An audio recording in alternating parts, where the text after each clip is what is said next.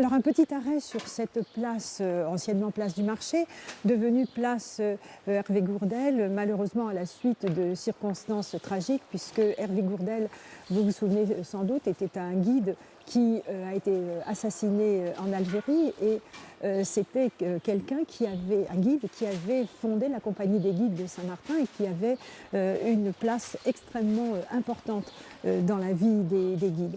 Donc cette plaque rappelle malheureusement son souvenir dans des conditions un petit peu tragiques. Et puis à côté, vous avez cette plaque qui rappelle que Saint-Martin-Vésubie fut, après La Roche-sous-Foron en Haute-Savoie, le deuxième village à avoir l'électricité communale. Alors, ce Joseph Mottet était quelqu'un de tout à fait intéressant. C'était un ferblantier de son état et il tenait la boutique qui est en bleu que vous voyez là. Et il descend à l'exposition internationale de Nice qui avait été consacrée à la modernité et en particulier à l'électricité et à Edison. Et dans la salle des expositions, les journaux de l'époque racontent qu'il y avait 3000 lampes qui ont éclairé toute cette salle et qui ont émerveillé les gens. Et Joseph Mottet remonte dans son village et convainc la mairie de mettre en place l'électricité communale, ce qui sera fait.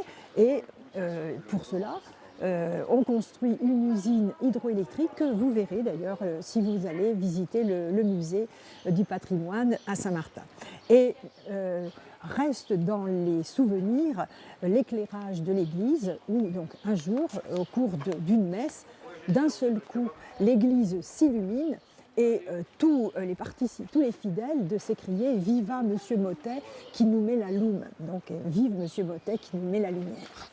Voilà ici une très belle illustration de maison de notables saint-martinois. Le rez-de-chaussée est le lieu des entrepôts parce que lorsqu'on est dans la maison de Savoie, on ne déroge pas du tout en travaillant. Ces maisons sont faites effectivement sur le type des palazzo que l'on trouve à Nice.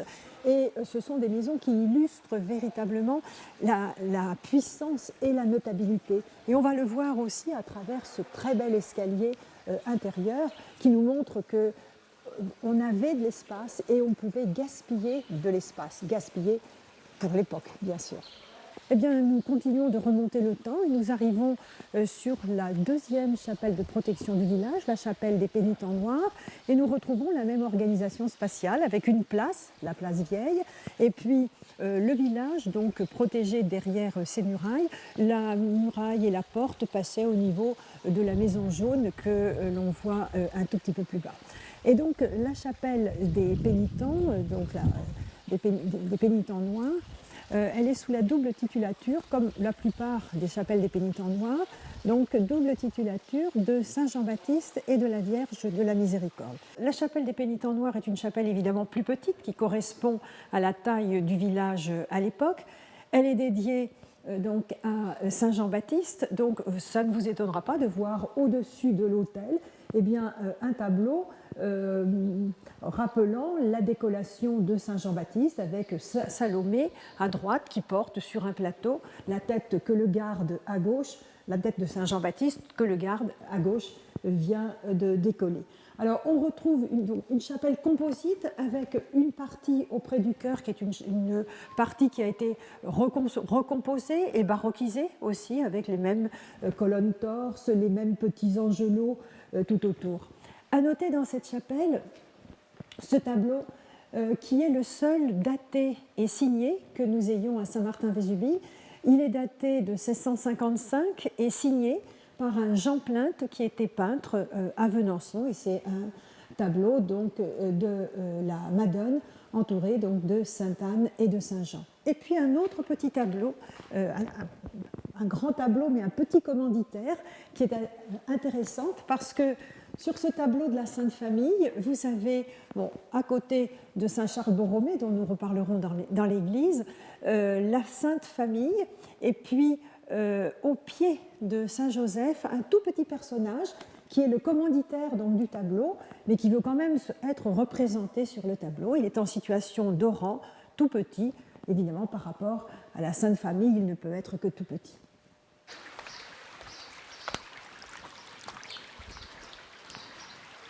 Cette maison, la maison dite du coiffeur, est en fait la seule maison qui reste de l'époque médiévale, la seule qui a été préservée de l'incendie de 1470.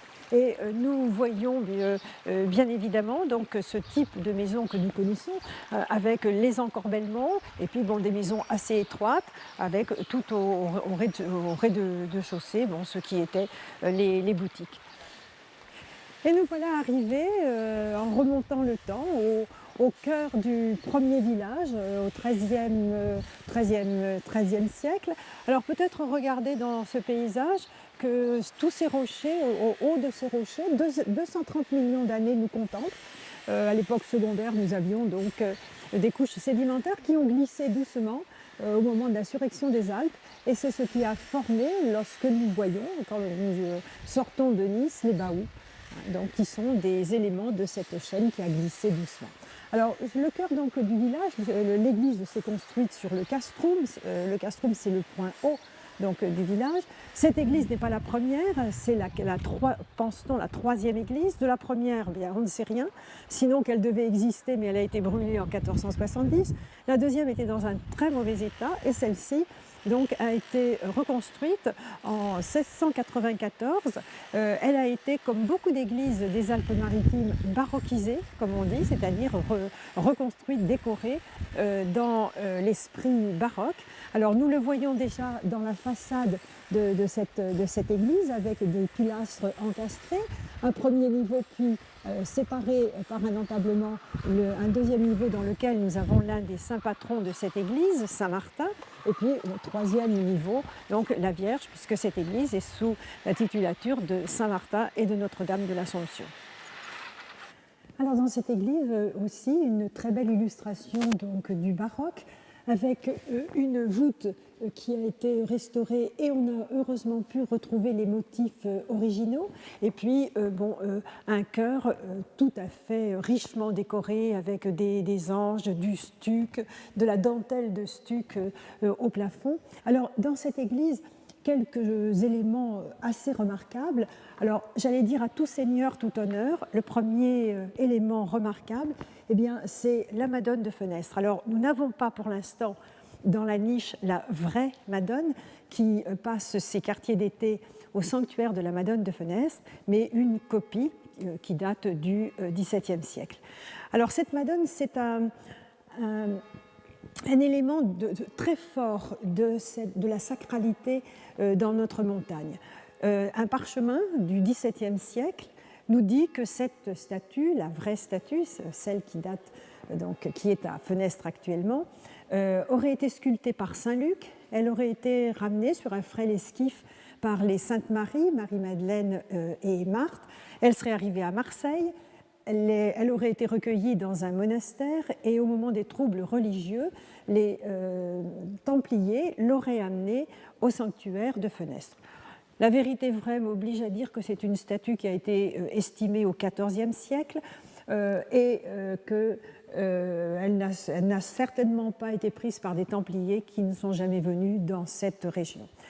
Nous avons ici un magnifique retable en bois sculpté, donc qui date aussi du XVIIe, 1697, et qui relate les mystères de la Vierge. Dans les mystères de la Vierge, nous en avons 5 joyeux, 5 glorieux et 5 douloureux.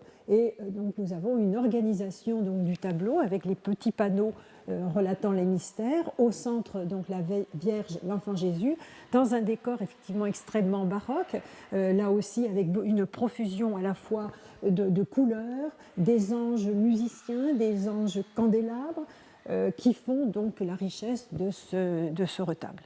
Alors, dans cette chapelle, 2 panneaux d'un triptyque que nous ne possédons pas, qui sont attribués aux Bréas, les Bréas étant une famille de peintres niçois extrêmement célèbre au XVIe siècle. Et dans ces 2 panneaux, nous avons Sainte Véronique, la patronne des sentiers, et là nous sommes bien en relation avec Saint Martin, et puis Saint Jean l'Évangéliste, Saint Pierre et bien évidemment Saint Martin. Et puis un autre thème également qui est très présent dans ce XVIIe siècle, c'est le thème de la bonne mort. Et ce tableau illustre bien ce thème à travers la mort donc, de Saint Joseph. Et quelle plus belle mort que d'être béni à la fois donc, par son fils et entouré notamment de la Vierge Marie. Et dans le petit vitrail au-dessus, eh bien, nous avons les instruments qui étaient les instruments du charpentier qui était Saint Joseph.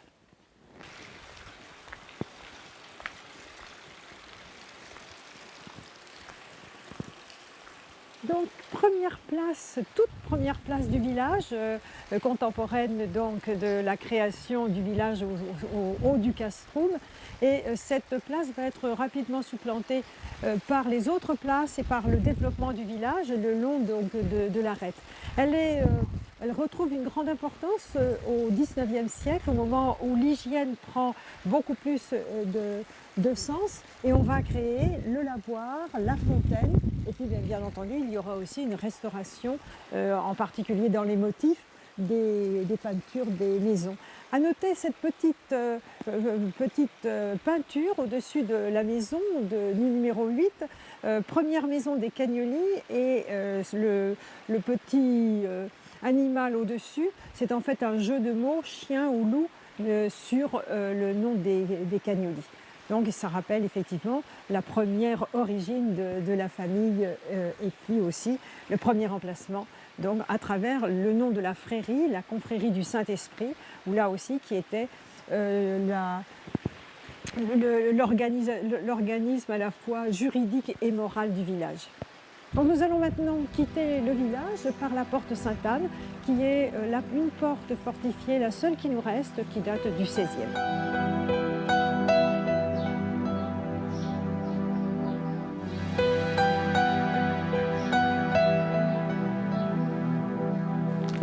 Eh bien écoutez, voilà, notre visite est terminée. J'espère que cet aperçu de Saint-Martin vous a plu. Si vous avez envie d'en savoir plus, eh bien, venez nous voir et puis nous prolongerons cette visite. Ou si vous ne pouvez pas venir, eh bien, vous avez la possibilité de prendre un carnet que l'AMON, notre association, a fait sur Saint-Martin, Saint-Martin-Vésubie. Voilà, bonne poursuite de découverte.